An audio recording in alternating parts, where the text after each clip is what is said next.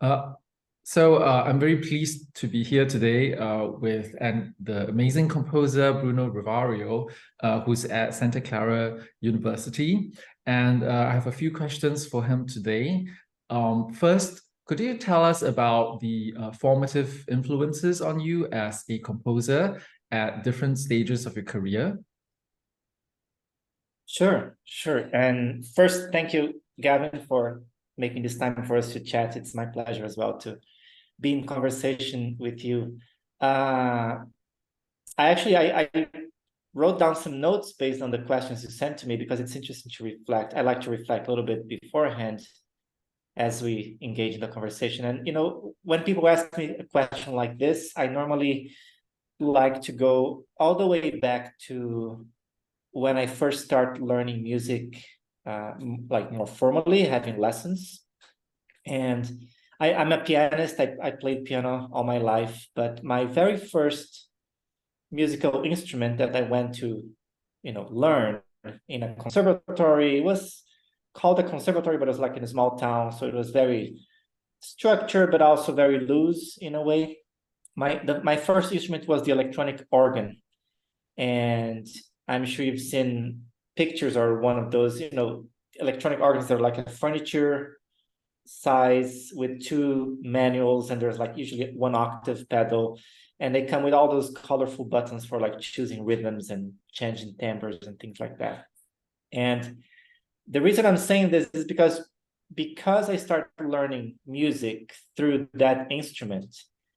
My teacher, who was overall, a more traditional piano teacher, but she was teaching me this electronic organ, and all the books and methods for learning that organ were actually very eclectic in the sense of they included mixtures of Brazilian popular music and classical favorites and jazz standards, often in simplified arrangements, and sometimes with the left hand written out, sometimes with lead sheet symbols.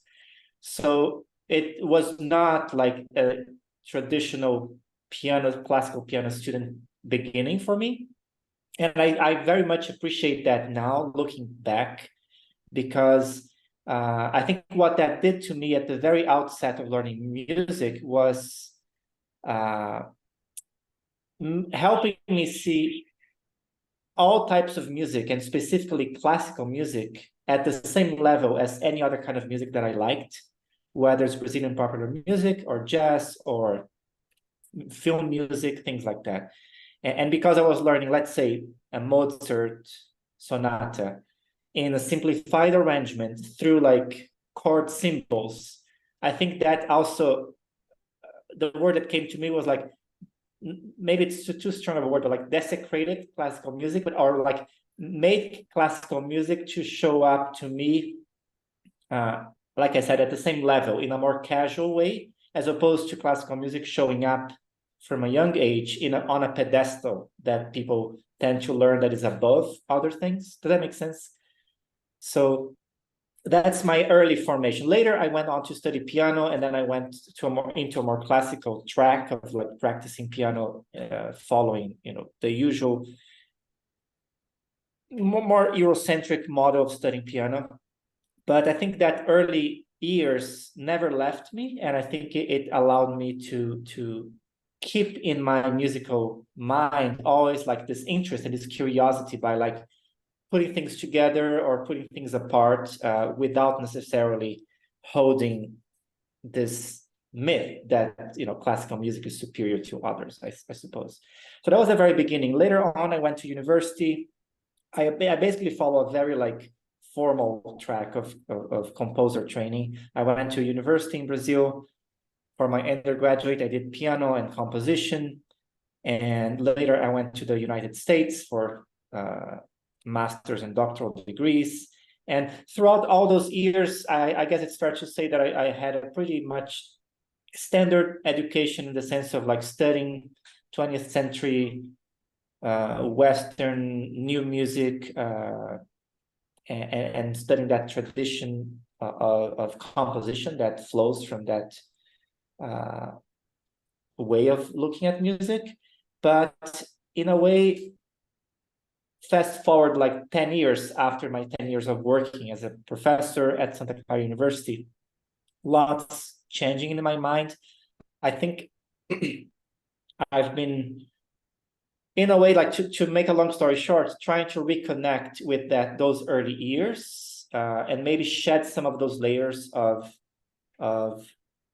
living too much into this narrow space of Western classical canon, and looking back at those other streams or rivers of sound that I think so much influenced me when I was young, and maybe I left them sit on the side for too long, perhaps because of the pressures or expectations that you typically encounter in formal musical training environments. I'm not sure if I'm making sense, but I think I'll stop at that for now, and maybe you can follow up with any question if you like. Let me go on to the second question. Yeah. Could you tell us about the background of your work, Sympathy, and what was your compositional thinking in this work? Thank you. Yes, Sympathy is a piece for choir and electronic sounds. It's more recent. It's like from 2015, I believe, or 17, 15. And it's a composition I created in collaboration with my dear colleague, Scott Hannah-Weir, who works with me at Santa Clara University. And I think, to me, it's a very interesting, I like it very much. It's a piece that is very dear to me because I think it also signals some of that change in the last decade of my compositional approach or angle. The way the piece worked, the collaboration, the concept was more or less like this. Scott and I, we sat down, we very much wanted to collaborate. We had done already a few collaborations for choir and electronics, which to me was still like new, and I very much enjoyed. Like, I never, in my other settings or places I've been to, I had never had the chance of meeting someone who was a choral conductor who was also excited for electronic music and experimental music. So this was very exciting to me.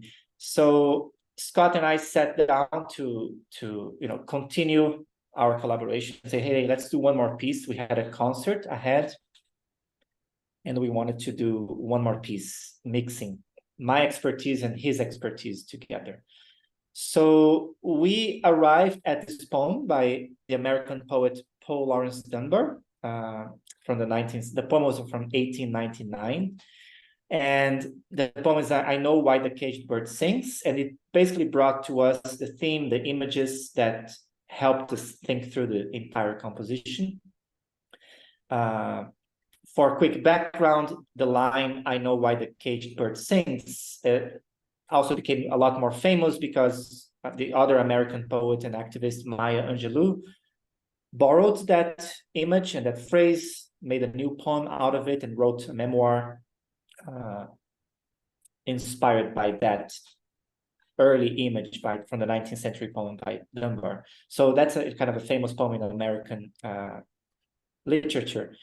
But the original poem was really from 1899. And the image of the caged bird, of course, speaks of the whole history of African Americans enslavement and Jim Crow later. I mean, it was lots happened after the 21st century, but the poem still speaks to a lot of people in the US, of course, because it's still an ongoing struggle of African American liberation.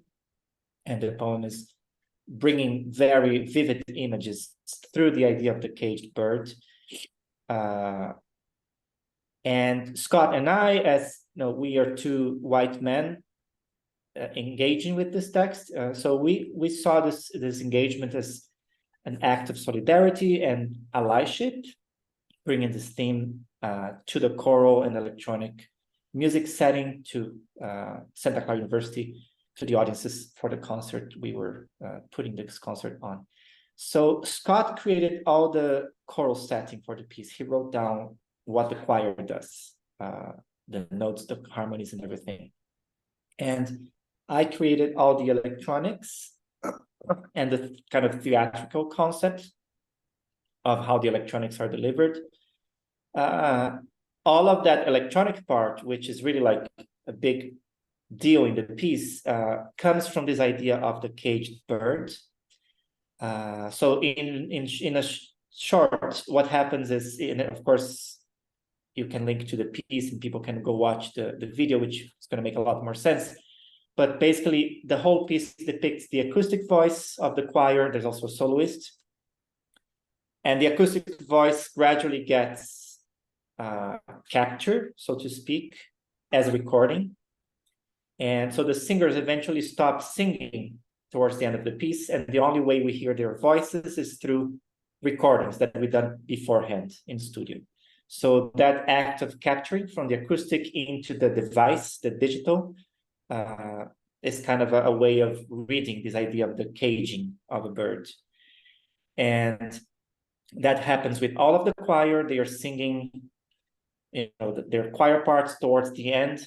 They turn on, the electronic sounds are delivered through cell phones. So we also wanted to keep like an individualized channel or outlet for the voice. So each one has a cell phone. They trigger their pre-recorded track, which has their voices, their individual. I recorded each one of the singers. We went to studio, spent several hours like doing like recordings of each unique voice.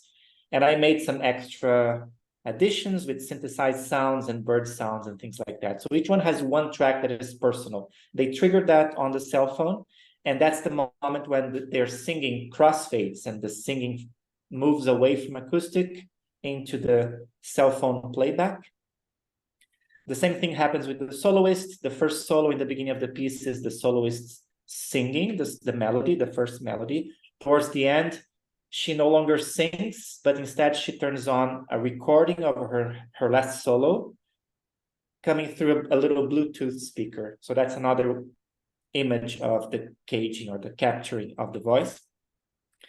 And then we add another theatrical sonic image of this capturing. From the choir side, when they all get this mason jars, these glass jars, people can see that in the video. At the very end, each singer holds a glass jar and they place the cell phone inside the glass jar. So now we are capturing the digital rendering of the acoustic voice, which is already a capture itself, into a physical place. And the interesting thing about that sonically is that singers can control by closing or opening with their hands the mouth of the jar. You create this very beautiful and eerie effects because the playback of the cell phone is still happening, and you can kind of mute or unmute, but it's not really like total mute. It's kind of a filtering effect, like an electronic filtering, but done through acoustic means. So that happens towards the end as another layer of capturing. The soloist does a similar thing by, as the melody, the last melody is playing back through the Bluetooth speaker, the singer encloses that Bluetooth speaker with another glass, a bigger glass jar that eventually encloses the entire speaker on the desk. So you only hear like a muffled echo, so to speak, of that solo. So this is also, I mean, it's a lot of words to describe in speaking, but it's one thing that I liked was that when you see it live, it's very straightforward. It's very easy to grasp. And I think it became a very powerful image of this capturing in stages. And I think the audiences connect to it in a very immediate way because they see and hear what's happening with the sounds. And so I think the image of the bird, which the choir is telling that story, becomes a lot magnified and gets that other image added to it. A couple other layers that worth mentioning is that less obvious immediately, but I also made a play with birds that are acoustic recordings and digital synthetic birds. So throughout the piece, I start with some acoustic recordings of real birds, but later on you start to have more like fake digital rendering of birds. And so that's another layer in my mind to help me guide this idea of like moving away from the free into a synthesized or artificial And finally, one last thing that I wanted to mention is that we added an element of audience participation in the way that there are 3 additional tracks that audience members are invited to play at the beginning from their own cell phones. So the conductor explains briefly to the audience how this works. QR codes or links are provided in advance. And anybody who wants to participate, they are welcome to bring up their cell phone, find the link, choose one of 3 audio files. They're all made to mesh together nicely. And basically the first minute of the piece is this electronic ambience made by everybody, virtually everybody in the room. And you can, if you're in the audience, you can hear sounds coming from ahead of you, your neighbor behind you. So it's a very interesting and a way to invite the audience into this poetic image, I think. So I don't know if you have any follow-up questions, but I think those are the main elements of the piece, how the concept came about and how it's realized. And one last thing I was going to say. We didn't expect it to happen, but one interesting thing that years later, every now and then we receive emails. To this date, we still receive emails from like high school choirs or college choirs or community choirs saying, hey, we came across your piece, we loved it, we are performing it in our concert. So somehow, even though it seems to be involved, it proved to be like a very accessible, both in terms of its thematic, but also the realization of the electronics. It's very easy to put together. And a lot of other choirs have spontaneously found the piece and started to perform it, which is really, happy life for the piece. Thank you so much for kind of describing how all this works. And I really wish I was able to be there at the performance, but just for our viewers, I will play a short excerpt from the beginning of Sympathy. So let me do a quick share screen, and then we can listen to just the opening of it. Yeah.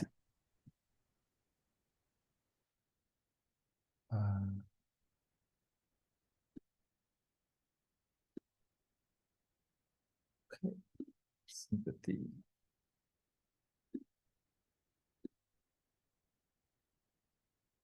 Oh, hold on. I think I need to reshare that because I need to click share audio as well. So let me try that again. Yes, share sound. Optimize for video clip.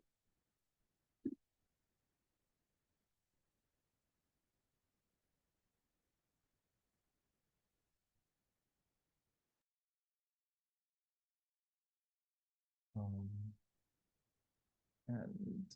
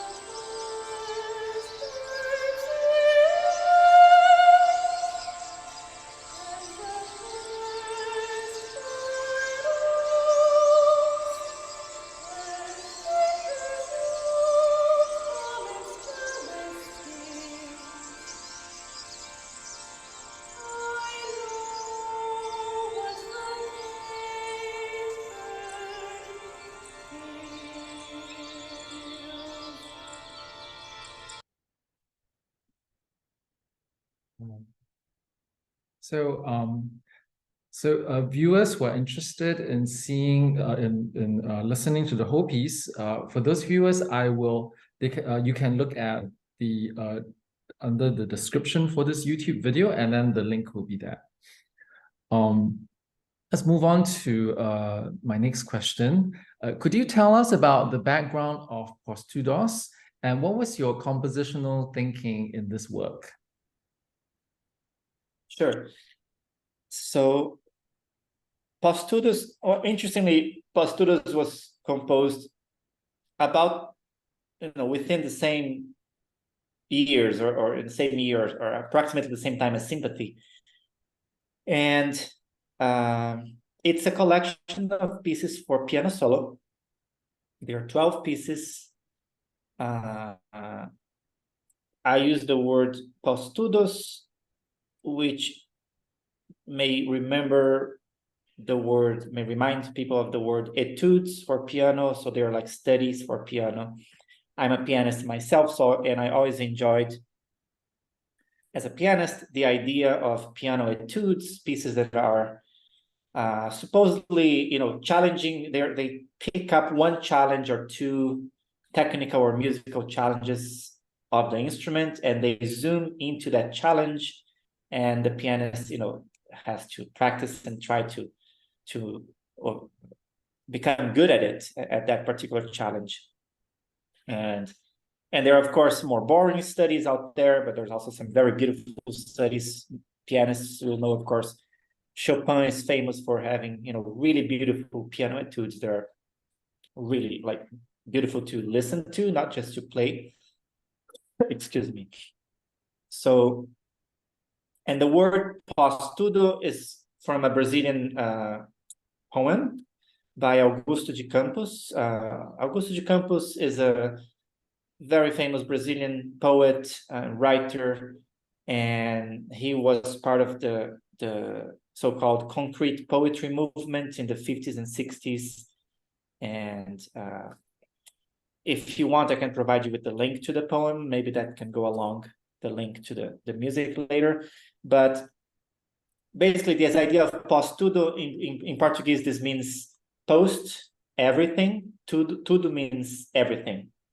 So it's like after everything, post everything. And of course, in the poem, Augusto de Campos is reflecting on modernism, postmodernism, and what am I doing at this time and age as a poet, etc. It's a very short, very beautiful, and thick of meaning poem. And this word postudo shows up in the poem as a made-up word, of course, a combined word, post everything. And I always loved that word. It followed me for many years. And eventually, this idea of postudo as being the word I could use for piano etudes was amusing, interesting to me, and I followed that idea. And when I finally had the time and opportunity, I sat down to compose these 12 piano etudes. Happened between 2015, 2016, when I was living in San Francisco, and some of them right after when I moved to Oakland, California. And they are all based on borrowing and transformation of existing musical material.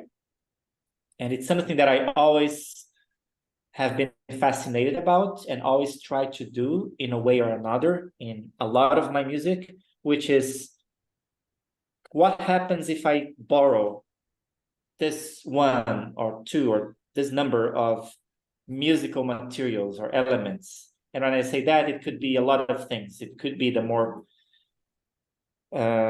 easy to understand, like here's a melody, here's a chord progression, but it could be like here's a texture, or here's a timbre, or a way of putting things together, etc. And what happens if I borrow it, and can I transform, make it my own? How much of it do you still listen that it's there from the original? And this led me to look for interesting spaces where, in my mind, creative spaces where, like, what's the boundary between an arrangement, a transcription, and a composition?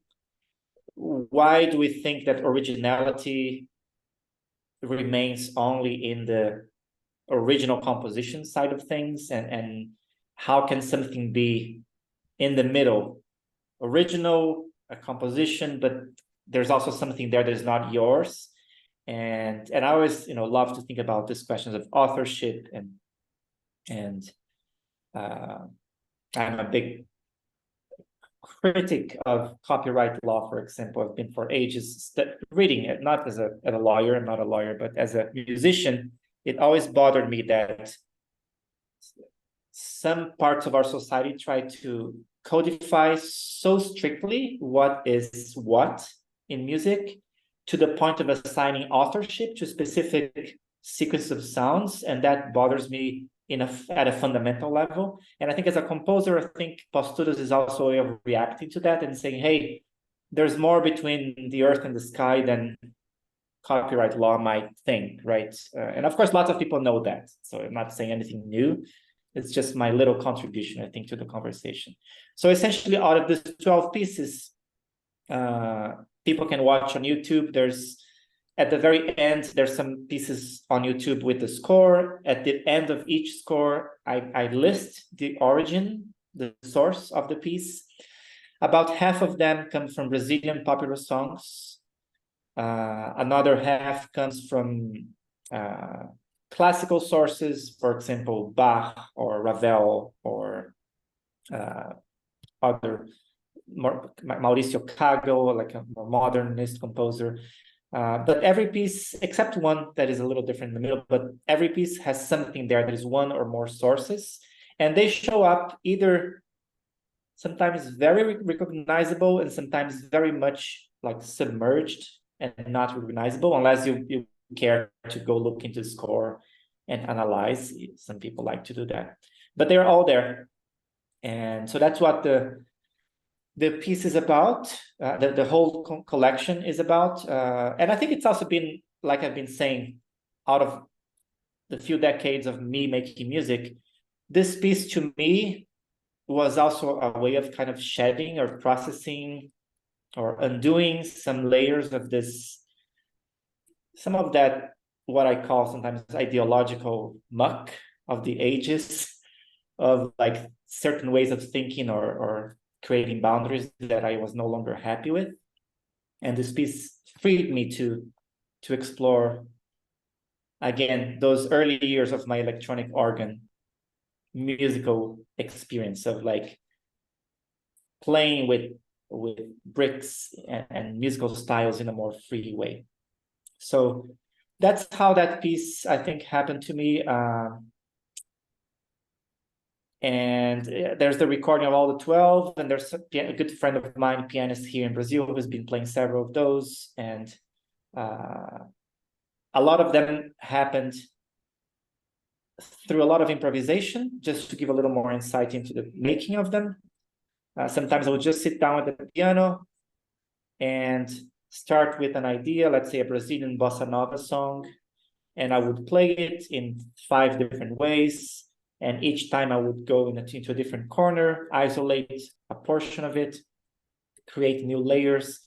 And often when I arrived at some improvisation shape that I liked, I started to move into the writing of it. So I felt like the writing oftentimes was like the capturing of one possible version of what in my mind could have been like any number of possible improvisations. And I kind of appreciated that as well. Like sometimes they were very, like some of them have a very strict idea that I followed through in a more like writing down a process, but others felt in this way, like I could improvise the same idea in 5 different ways. And what ended up on the score is one of them. And, nobody needs to know the others, but I know that could have been there, which I like, because also to me shows me this sort of flexibility or malleability of musical material in a way. I'll stop there, I suppose. So let me again play a little excerpt of this. Okay.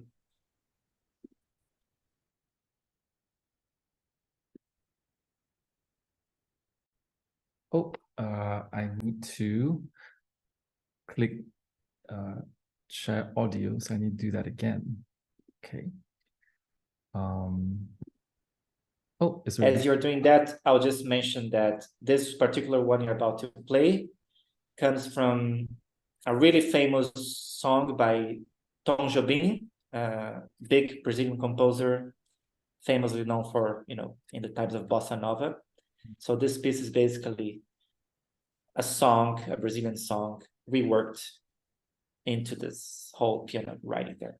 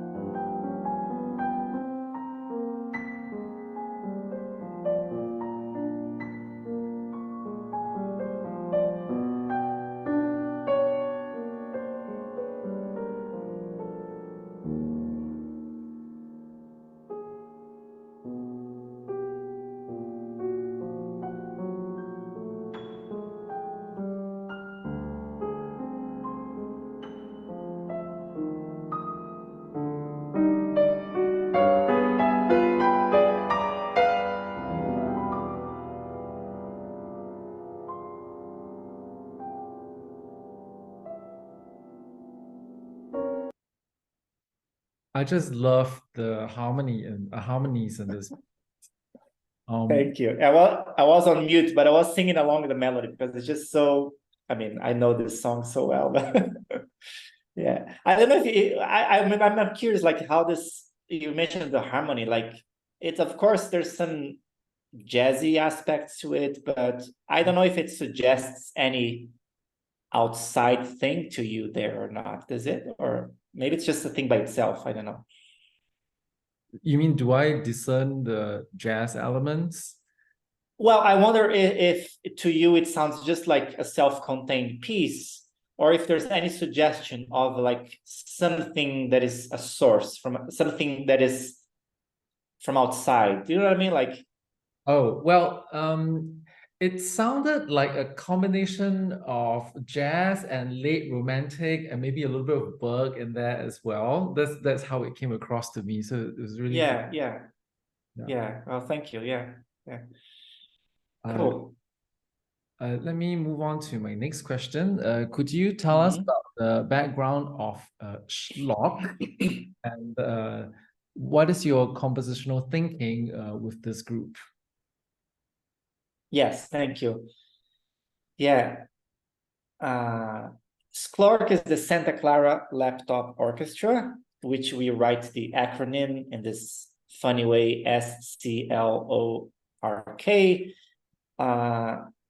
And it fits into this reasonably recent decade and a half of like laptop orchestras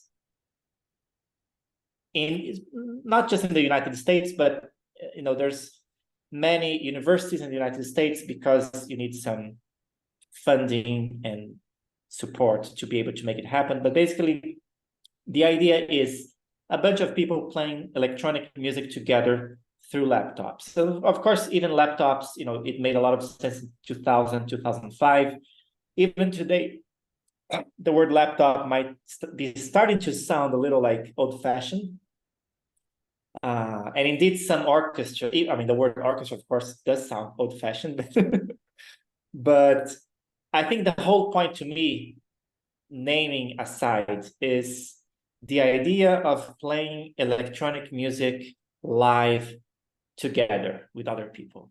So a lot of times, when we speak about electronic music or electronic musician, and that can be the experimental musician or the DJ or electronic dance musician, oftentimes is the one person, maybe a duo, usually working in their bedroom or in their studio, producing tracks that are then released as finished products. Or on a live setting, you of course you do have the figure of the electronic musician playing in a party, but one person, maybe two. I think what the laptop orchestra does is to fill a gap, which is it's so much fun to play music with other people. And anybody who has played chamber music or has had their band in high school or even as adults, jazz band or rock bands or folk bands, no matter what kind of playing music in a group, that energy, that joy, and that fun has not necessarily existed or was not available so much to electronic musicians. People have played electronic music in groups for a long time, even like in the 60s and all, but it was very always experimental and not necessarily something you could expand and offer, like, let's say, to students as a matter of fact, right, in a class. It was very much niches, small niches that required like time and experimentation, etc. So I think to me, that's the first thing that the laptop orchestra does. It's to provide a platform, a way to bring back that fun of playing music together in the electronic music setting and playing live music, not just hitting play, right? So there's my colleague from Stanford,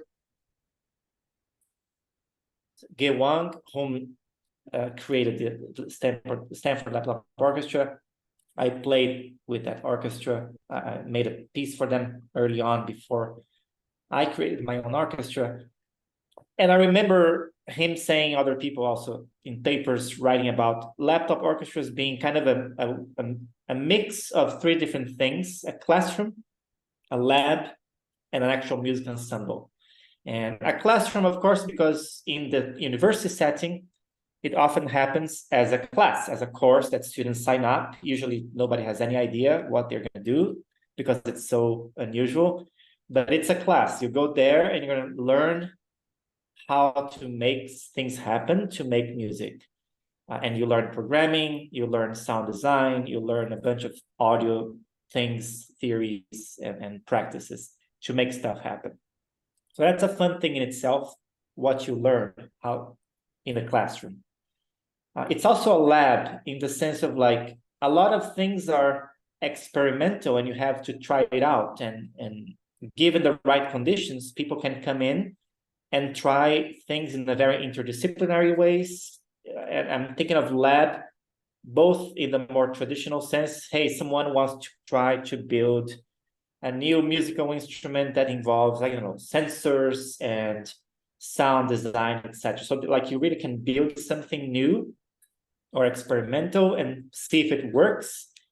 But it's also a creative lab, like in the sense of like the lab idea can happen in other ways. Like someone comes from a different field, biology or philosophy, and they can say, hey, what if I want to create a piece based on a poem that I write, but then the images are made by someone from this other department, and you can be creative in that experimental sense, like in a lab as well, a creative lab. And finally, ensemble. So I said classroom, lab, and ensemble. I love that last bit because ensemble, it's kind of the bottom line. Like everything we are doing is not just for learning and then you go away, not just for experimenting and then leave it at that. We set ourselves the challenge of, hey, 10 weeks from now, we have a public concert. And actually, I say this because at Santa Clara, our system of education is divided in chunks of 10 weeks. So it's very short, very fast-paced. And so there's fall, winter, spring. So, and I tell students in the first day, kind of as a joke, hi, everybody, great to have you all here. I have no idea what's going to happen between now, day one, and the last day of class. All that I know is that on the last day of class, we're going to have a concert You're going to call your friends and family. They're going to come to see the music that we're going to be making to show to others, right? How we're going to get there? No idea. And of course, that's a joke. I have ideas how to get there after 10 years of teaching this class. But I do like, it's not totally untrue that there's a lot can happen in 10 weeks that you don't really know exactly how we're going to learn to make music together with that particular group of people. So yeah, we play laptops. Each person has an individual laptop. You may link to pictures or videos later, but there's a visual placement on stage that we're sitting on the floor on colorful yoga mats. Each individual has a unique one loudspeaker next to them. So the reason we do that is we try to make the sound come from us, from the stage, as opposed to electronic music where everybody who might be playing goes into a mixer and the mix down comes out of two stereo PA, basically. That's not what we do. We don't have a stereo single system. We do, if it's 13 people on stage, it's 13 speakers, a wall of sound, and you can kind of tell that person's playing that sound, which of course is a matter of fact in any acoustic music, right? Orchestra or chamber music, or you know who's playing what and you can see. So we try to borrow or bring a little bit of that back.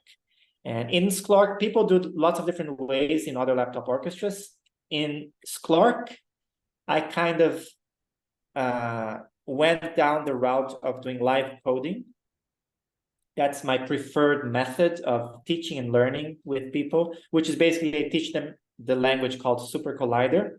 It's a programming language. People learn how to program through lines of text.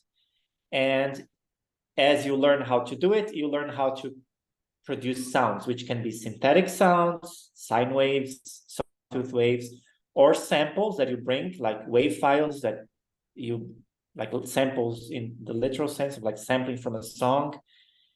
And you can transform, modify, scratch, do whatever you want. So, but it's everything through code, and the code is generated and modified live. So that's what we call live coding. Turns out to be a lot of fun, and that's kind of what we do in Laptop Orchestra. There's other little interesting things that happen. The glue, for example, we all have nobody sees, but we have a small chat window. Every laptop is interconnected, and I as a conductor, I conduct very little with gesture, but I conduct a lot by typing into the chat.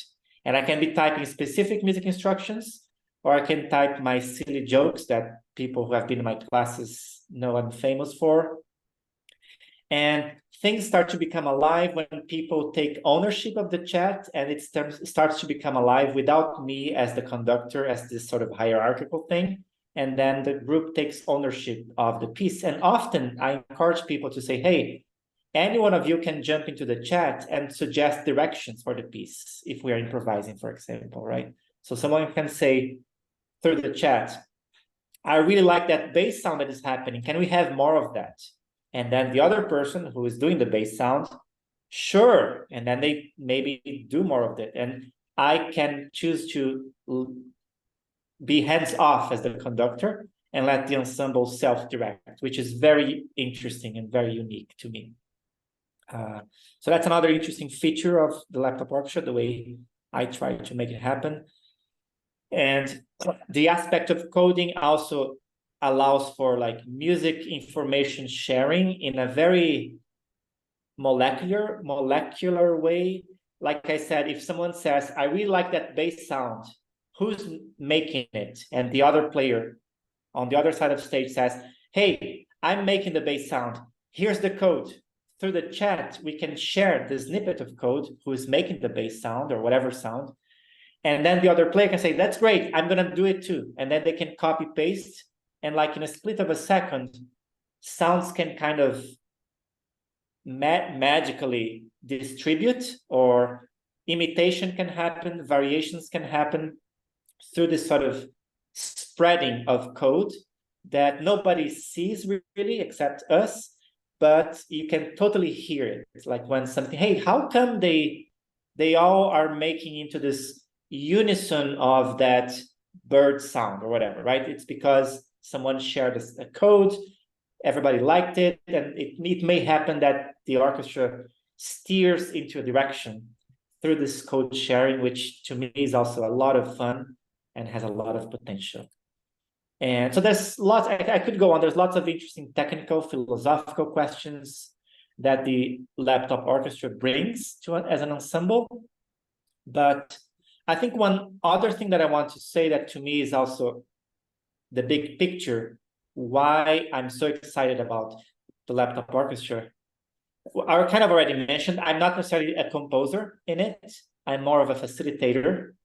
And I actually ask students to create pieces by themselves. And sometimes we improvise together and we build improvisations from the ground up, listening together. So that's one thing that I like, that I am there less as a composer and more as a facilitator.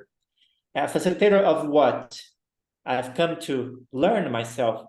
Facilitator of listening, like essentially, I'm trying to facilitate the creation of a listening community. People who hopefully can become friends, can trust each other, can take risks together, can expand their listening horizons, can share to each other, like, what do I know? What do I like? What's my identity, my musical identity, my background? What's yours, right? And then we can find meeting points between those. That's something I learned over the years, that it makes little sense to start a laptop orchestra and try to just bring pieces that other people composed. To me, it's a lot more interesting to spend a good week or two getting to know each other. Who is everyone in the room? Who are you? Who am I? And build that listening common ground together and see what happens after that. And I'm very happy over the years to hear from students coming out of the orchestra. A lot of people, and this is very like humbling and even emotional to me, because people tell me how Clark has become over the years a place where they feel safe to explore, where they learn to listen to things that they never listened before, that now they go on their daily lives and they listen to things, even like daily sounds, in a novel way. And some people who came in with like very little confidence, maybe because they didn't have musical training, they didn't have programming experience, and they start very shy, very hesitant. And oftentimes they prove to be the ones most willing to take risks at the end, and most free to come up with crazy, in a good sense, interesting ideas.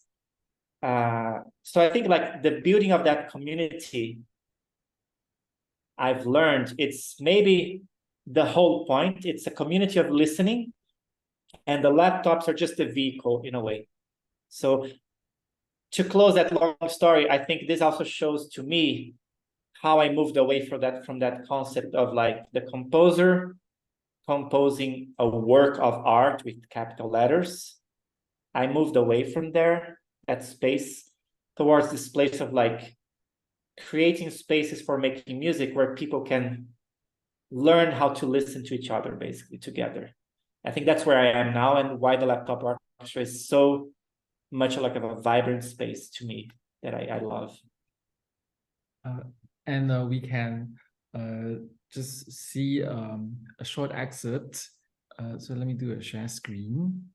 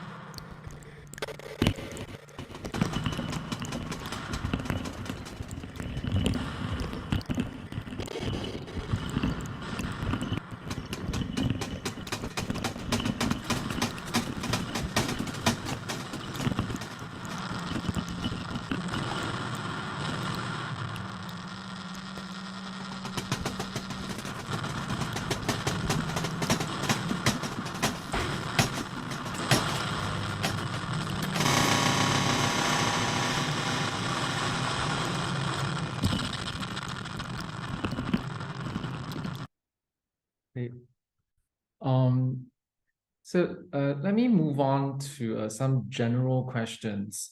And you've already touched on some of these. What are your views about composition in the 21st century? Right. Do you want to unshare the screen so we are back into? There you go. Cool. You know, Gavin, this question, when I read in the email you sent, it gave me some interesting thoughts, which I don't know if I'll be able to fully elaborate on it now, but the first thing that made me think of is, and maybe you can tell me later, I was curious, like what might Gavin mean using the word composition, right?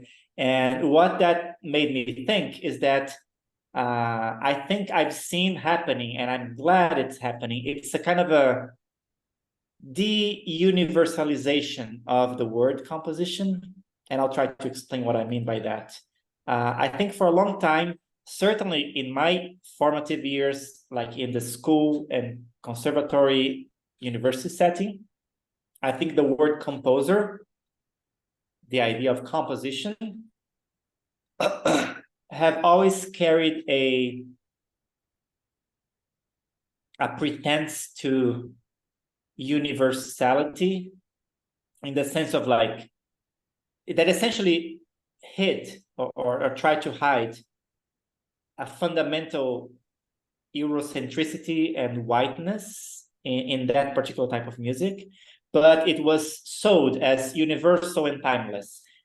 Like it's the good music that anyone willing can connect to and realize that there's depth and there's meaning and there's poetic and everything, which there is. I don't say there's not. I mean, there's lots of beautiful music out there, but essentially it's been Western concert music claiming this status of superiority and universality. And I think the words composer and composition for a long time have carried, knowingly or not, or wittingly or not, have carried that weight, I think. In spite of many composers in history of Western music and non-Western music not being necessarily men or white even, but still the field, I think, had that aura that I think it was problematic. And I think today I'm seeing this undoing of that universality or pretense universality, so that when you say composer today, I think it's a lot more, to me, it points to a lot more specific time, place, and field, a more narrow space, which has always been narrow, I think. I think it's been a long time that, you know, people say, hey, classical music only sells this 1% of CDs in the time of CDs or whatever, right? So it's been a long time conversation. People who go see orchestras are only like a small slice of the population of X country, whatever. So it's always been a small slice, but it's never admitted that it's been a small slice. And I think, anyway, what I'm trying to say is that I think now, by saying the word composer, there's more clarity about, if you choose to call yourself a composer, where you're staking your ground in a way. And in a way, you have to enter into conversation, at the very least, with this history of what being a composer meant. So if we are talking about that sense of composer, we could call it like the space where concert music happens, maybe concert music mostly based on Western formations, such as acoustic instruments that are in the orchestra, maybe, or, you know, the piano, of course, or other things like that. The musical theory that comes from the Western canon, etc. Yes, I am a composer, and I think there's lots of people doing interesting work. And I think, to me, the most interesting work of composition in that sense in the 21st century is the work of composers who are directly tackling that history and that baggage of the field of composition. I find there's lots of people doing interesting work who are not dealing with these issues, who are still kind of living in the world of composition as if it's, maybe not necessarily drawing connections with the rest of the world. I think some of the most interesting work is like the work is that which takes on this history of what composition in the concert music sense has been and what it can be now that we better understand and see its troubled past, I think. I think that's what I would say. I find interesting that, not everybody chooses to call themselves a composer, which I find refreshing. I sometimes call myself a composer, sometimes I don't. I love that, like in electronic dance music, which is another field of music dear to me, composer is not a word. Like people call themselves producers, and calling yourself a composer sounds odd if you are in EDM.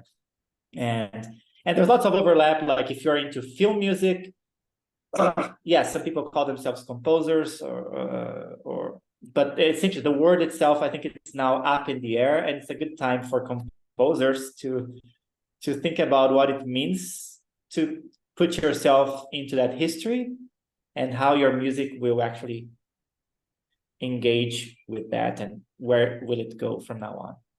I don't know if that's what you meant. Maybe you can tell me a little bit, what did you mean by composition in the 21st century? Was that is that narrow slice what you're thinking about, or are you going elsewhere? Well, we could probably have a whole conference on this, but what I meant Right. was somewhat simpler. I meant someone who graduated with a doctoral degree in composition, and that's what those programs are usually called. So that's what I meant by that.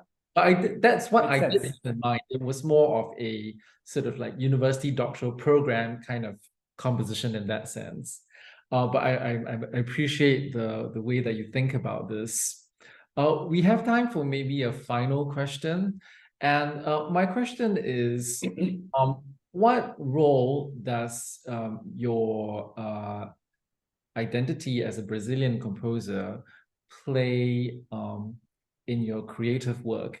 And as you know, this interview is going on to my website, which is Global Musical Organisms, and it's composers of color all across the world. And a lot of musicologists and music theorists, when they write about composers of color, they often talk about ethnic identity, and that makes sense. But I find that there are many other cases as well, which we can see even from the work that that we've discussed here. That's not always the case that the discussion needs to revolve around ethnic identity, and it often actually veers to different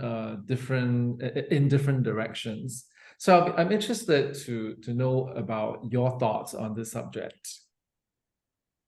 Thank you. No, I think that's an excellent question, and there's so many things we could talk about, but I'll try to touch on a few points. Let me think. I think I'm not a person of color. I'm, of course, Brazilian, white man of Italian ancestry, families, immigrant working class families from Italy who moved to Brazil in the 19th century. That's like the majority of my grandparents and grandparents, and who established themselves either like in the countryside, planting, selling potatoes, or in Sao Paulo, working like textile factory jobs and things like that through the 20th century. So that's where I come from. My parents were the first in the family to be college educated.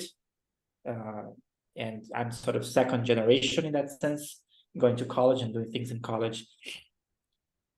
I think just as a starting point, sort of drawing a parallel, like the world of composition and Western concert music, like I was discussing early on, teaches you in a way to not think about race, not think about ethnicity. or at least like these things are put to the side in favor of seeing works as timeless or universal and things like that, right? So there's a whole thread in the very pedagogy of Western classical music that I think puts questions of identity aside in a way.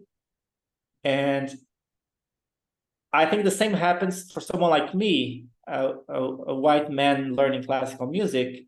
That's an easy sell, right? Because I was not taught either to necessarily think about my own identity and see it for what it is, right? Because, you know, as we often discuss in many fields, the white maleness is seen as the default in modern capitalist societies, etc. So I think it's very interesting, not that I want to, you know, bore people to death talking about my identity, but I think it's important that people like me who have, of course, an identity and a place in history and a role in the way society has shaped up.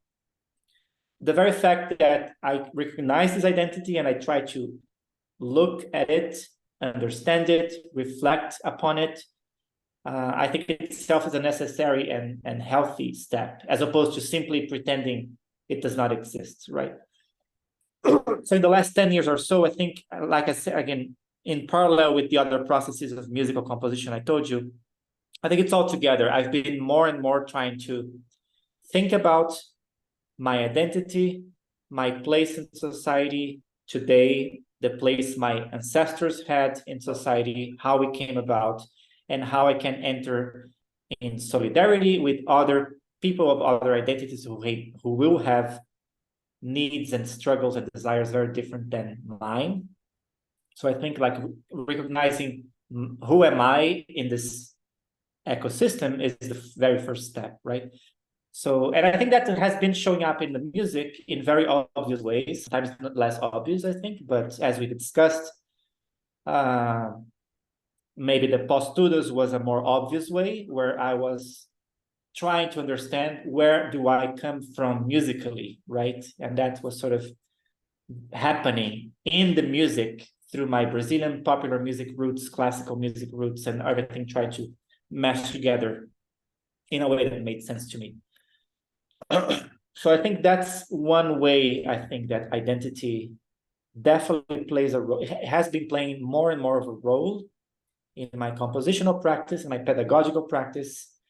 And of course, the step after recognizing, trying to understand and relate to my own identity is to understand and relate to others around me who have totally different or sometimes partially different or intersecting experiences, and try to, again, listen back to the idea of listening, who I've been learning a lot and studying a lot from Pauline Oliveros, and thinking about listening in a very expanded sense, a lot more than what I used to think before. For example, I sometimes talk to my students about listening, both in the Pierre Schaeffer sense, the more like acousmatic music, narrow, very interesting, very rich, but very narrow sense of listening to sound for what it is, which kind of detaches it from, well, Schaeffer itself detached sound from its source as the first step in his acousmatic listening. And I like to counterbalance that with Pauline Oliveros and listening to the sounds, sure, but to everything that is around the sound, where the sound inhabits, the place it inhabits, the listening internally to you as a listener, to others who may be listening differently, and what else is out there that you're not listening to yet. So to me, that has become, I think, a guiding image of like this listening boundary that you're constantly working, and metaphorically like this listening to yourself, your identity, but also learning to listen with others and learn with others who will have different listenings than you. Maybe I'm deviating a little bit from your initial questions, but I don't know. Maybe I'll stop there. And well, Thank you so much for giving us a peek inside your compositional worldview. And yeah. Thank you. Yeah. Thank you for making the time